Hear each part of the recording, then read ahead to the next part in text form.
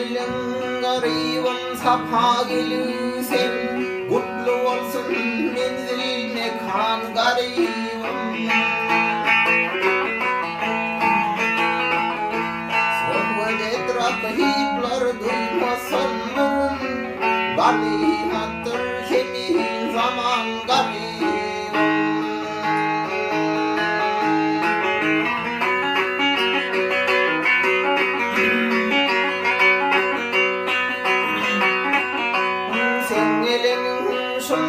kayıplar duyarlar, duysa seni varmazgana boyarlar. Seni öldürürler, beni boyarlar. Bu zamanlar şeyle zaman garip.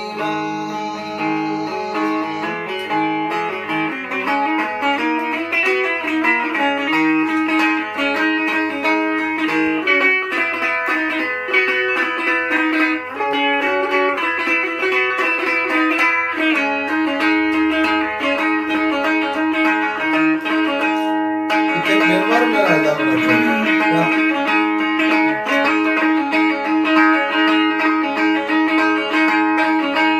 Hükmetme şaha senin gayrı vardı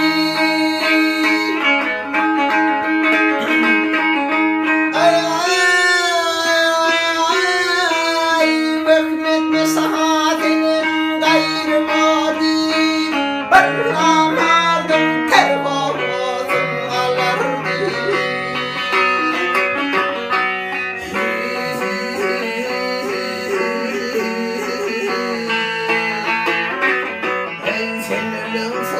gayri bilen vardı getirme könlüme guman garip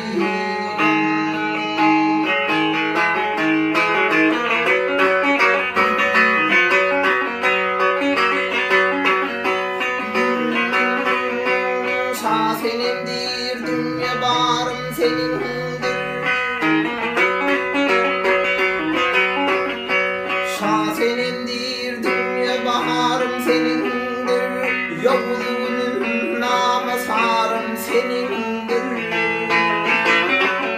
ey göğsündeki boşan harım senindir sıyran sana takdir olan garip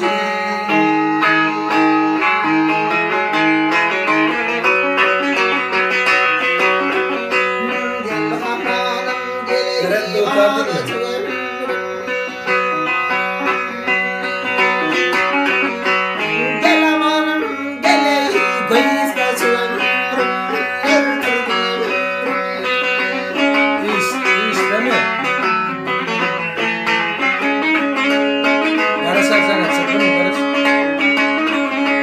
seni öldürürler, beni boyarlar. Seni öldürürler, beni boyarlar. Bu zamanlar şeyler